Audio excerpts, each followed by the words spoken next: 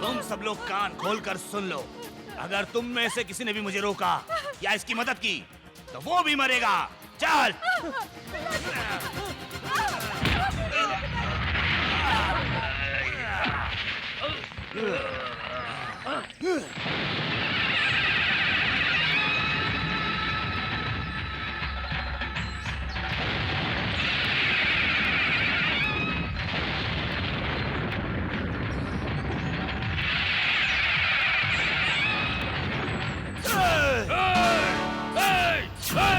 आनंद भूपति, आनंद भूपति सिंह,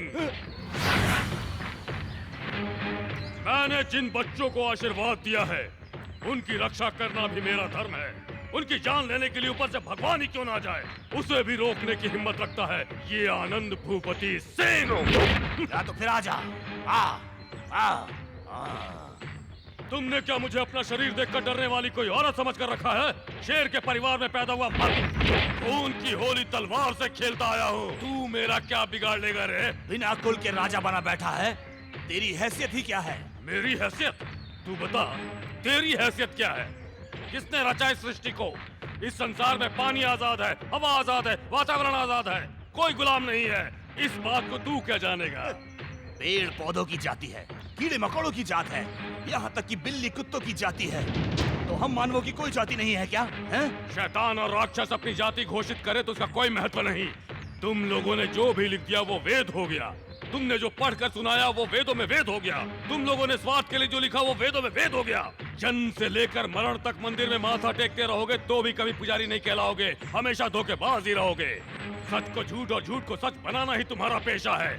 जब तू पैदा हुआ था तब तू एक छोटा सा बच्चा था, उस वक्त तुझे पता था कि तू कौन सी जाति का है? मारो इसे।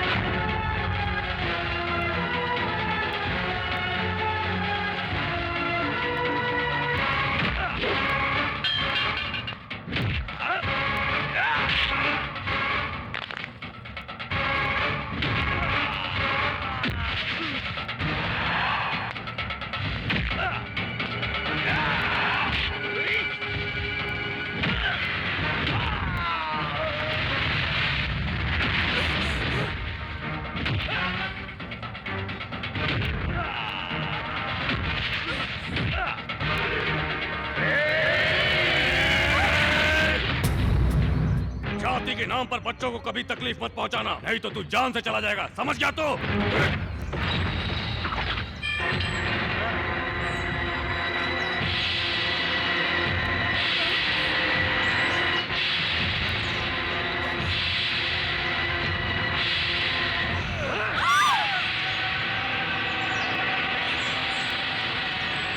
शास्त्री, इज्जत के साथ सबको लेकर यहाँ से लौट जाओ, नहीं तो इसी आग में जला डालूंगा।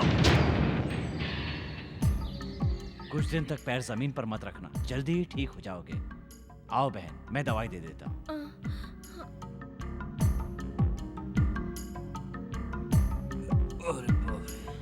जलन हो रही है क्या भाई? जलन वहां नहीं हो रही है, यहाँ है।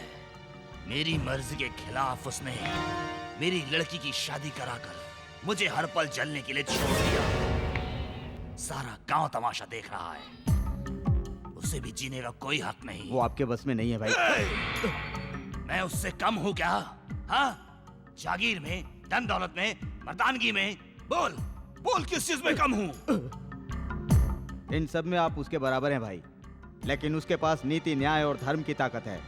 दुर्गा माता का आशीर्वाद भी उसके साथ है, जो आपके साथ नहीं है। आप ही नहीं, उसका कोई कुछ भी नहीं बिगाड़ सकता, चाहे वो कोई भी हो।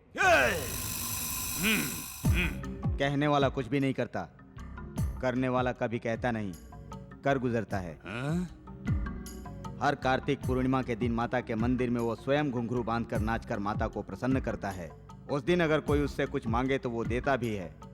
आने वाले सोमवार को कार्तिक पूर्णिमा है। बस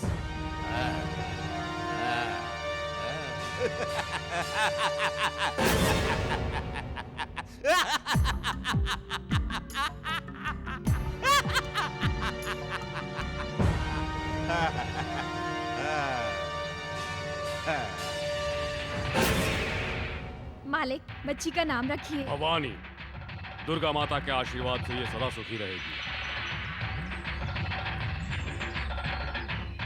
प्रणाम मालिक। आपको क्या चाहिए? मुझे कुछ नहीं चाहिए मालिक, मुझे सिर्फ आपका आशीर्वाद चाहिए। मैं हमेशा जनता की सेवा करता रहूं, यही आशीर्वाद। सदा शुभ हो।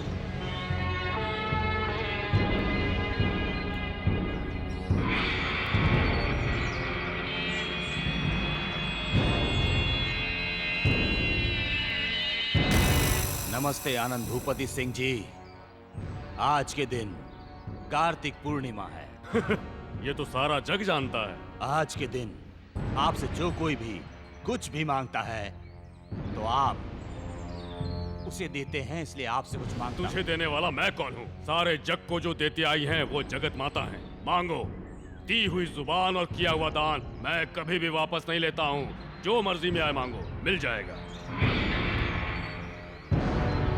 तो फिर इन दोनों को अपनी जुबान के मुताबिक मेरे हवाले कर दो। ये तो मैं पहले से ही जानता था कि तुम इन दोनों को ही मुझसे मांगोगे। तुम्हारी बेटी और दामाद को जीवन भर सुखी रहने का आशीर्वाद दे चुका है ये भूपति सिंह। उन दोनों को छोड़कर अगर तुम मेरी जान भी मांगोगे तो मैं खुशी से दे दूंगा तुम्हें। मैं जुबान देता हूँ। जुबान दी है, जुबान हारोगे तो नहीं। मैं जुबान हार गया तो समझना कि मैं अपने कुल का नहीं हूँ। तो फिर मुझे तुम्हारा सिर चाहिए।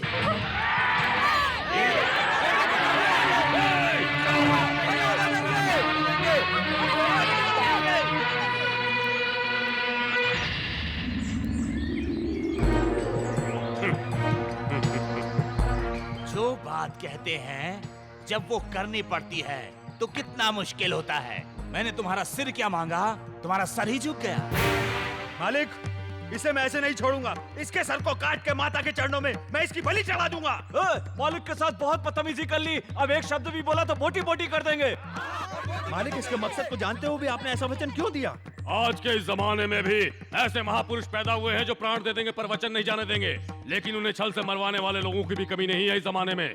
ऐसे ही लोगों में से एक हुआ है जो अपने पेट को मारकर दूसरों का पेट भरता था, और वो है राजा हरिश्चंद्र। और एक वो था जो दूसरों का पेट काट कर खाता था, उसे पाताल में जगह मिली, पाताल केतु। मालिक, ये अपना स्वार्थ पूरा करने के लिए आपसे इतना बड़ा वचन ले लिया और आप उसका वचन पूरा करने के लिए अपनी जान दे रहे हैं। अब हम लोगों की रक्षा कौन करेगा मालिक? और कोई दिन होता तो अपना वचन वापस ले लेता, लेकिन आज का दिन मेरे व्रत का दिन है और आप जानते ही हैं, शरण में आए शत्रु की रक्षा करना भी हमारे वंश की परंपरा है। जान की बाजी लगाकर दूसरे की जान बचाते हैं और आप चाहते हैं कि मैं वचन से मुकर जाऊं? फिर तो मेरे लिए जीते जी मरने के बराबर होगा मुनीम जी। पिताजी, मैं आपको मरने नहीं दूंगा पिताजी। बेटा शिवराम, अगर कोई भी इंसान हमारे सामने आकर कुछ भी बोलता है तो उसे छोटा समझकर उसका तिरस्कार कभी मत करो। हमारी परंपरा है कि अपनी जान की बाजी लगाकर भी हम अपना वचन निभाते आए हैं। इस बात को कभी मत भूलना तुम। हाँ पिताजी। बेटा, तुम्हारी माँ इस संसार में अब नहीं है। अपनी आंखों में कभी भी आंसू मत लाना। अपने भाई बहनों के लिए तुम सिर्फ बड़े भाई नहीं हो, अब उनके माँ बाप भी हो।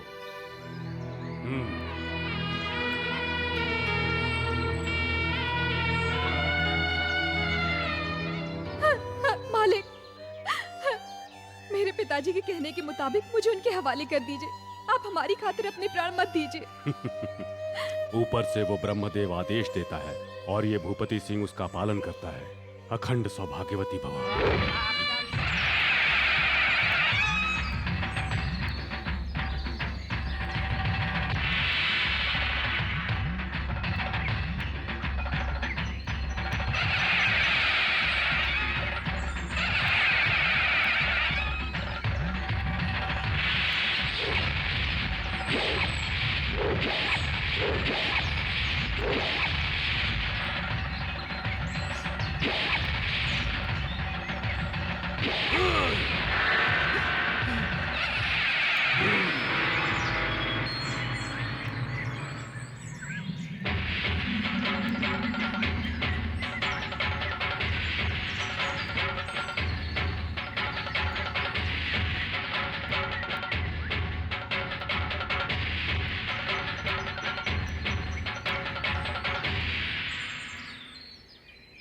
माता रानी की आरती वंदना के बाद मैं तुझे दिया हुआ वचन पूरा करूंगा।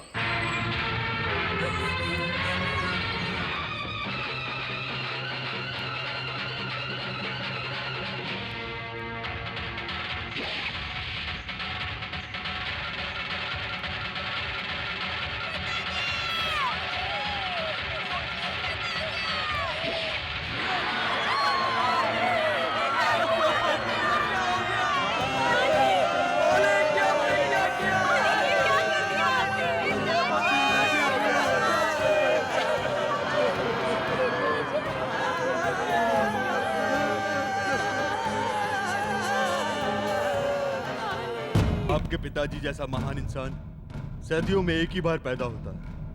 अपने वचन के लिए उन्होंने अपने प्राण त्याग दिए थे। आपके पिताजी जैसा महान इंसान इस जीवन में मेरे दिल में आदरणीय बनकर सदा रहेंगे। आप लोगों के साथ मेरे लड़के ने जो बदतमीजी की उसके लिए मैं क्षमा मांगता हूँ। इस महान इंसान के दर्शन मुझे सदा होते रहें, इसलिए आपसे मेरी एक छोटी सी विनती है।